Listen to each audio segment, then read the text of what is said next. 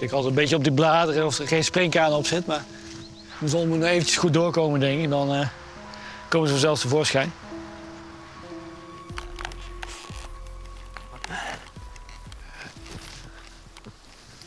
Kijk, hier zie je dat de grond ook vrij open is. Er is al nog een goede plek om ei af te zetten. Oh, hier een stikkelspringhaan. Ook een eentje die wel van warmte houdt, dus hier altijd warme, beschutte plekken. Ja. Hier is hij behoorlijk algemeen. Maar ja, andere plekken van Nederland is hij nog zeldzaam, maar het neemt ook wel steeds meer toe. De zadelspringhaan is een stuk kritischer. Ja, dan moet je maar denken dat hij nog op 10 plekken zit. Ja, en die sikkel zit op nou ja, honderden plekken. Dus, Ja, ik hoor wel wat. Peter? Ik denk dat ze daar bij die bramen zitten, daarachter. even kijken.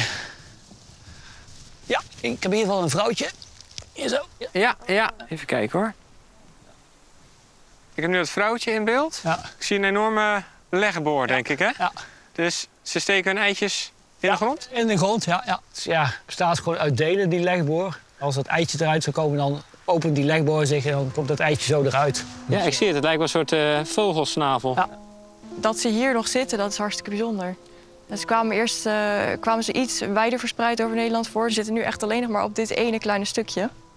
Dus we zitten hier in de buurt van een stuwwal en daar, ja, dat brengt mineralen met zich mee. En dat zorgt voor meer diversiteit in kruiden. En daar, ja, dat hebben die zadelsprinkhanen dus nodig. Ja, mannetje. Zie je wel. Dan moet je net even dieper kijken en dan zit daar eentje. Ja. Ja, en die gaat nu aan de haal. Kijk. Ja. Kijk, dat zien we graag. Op zijn rug zie je zo'n schildje en dat is het overblijfsel van zijn vleugels. Daar maakt hij het geluid mee. Dus dat halsschild wat zadelvormig is. En daar steken dan net die 2 kleine voorvleugeltjes onder vandaan en die maken dus samen dat geluid. Dat geluid, ja. Dus en de achtervleugels zijn dus afwezig bij deze soort. Hij is iets aan het eten. Ja. Of is hij aan het poetsen? Ja, dat kan. Ze eten voornamelijk plantaardig. Maar ik heb ze ook wel eens ja, dierlijk voedsel zien eten. We hebben hier dus wel te maken met die verzuring ook, die op veel plekken speelt. Waardoor de kruiden achteruit gaan. Ja, heides groeien dicht, ze vergrassen, ze verbossen. Dus ze kunnen ook ze vinden niet meer die open plekjes om hun eitjes in af te zetten. Maar wat we daaraan hebben gedaan is op sommige plekken, en heel kleinschalig, maar hebben we bekalkt. En daardoor kunnen hopelijk de kruiden weer wat beter groeien. En dat zou hopelijk dan ook weer positieve effecten moeten hebben op de zadelspringhaan natuurlijk. Met diezelfde gedachte wordt de hei ook af en toe gemaaid. Je ziet hier een soort slingerend paadje doorheen gaan. Dus dit is gemaaid 2 jaar geleden. Met het idee om dus de leeftijd van de heide daar wat meer variatie in te krijgen. We hadden hier allemaal hele monotone heiden van dezelfde leeftijd. Ja, dus je hebt hier echt een beetje nu die kale bodem.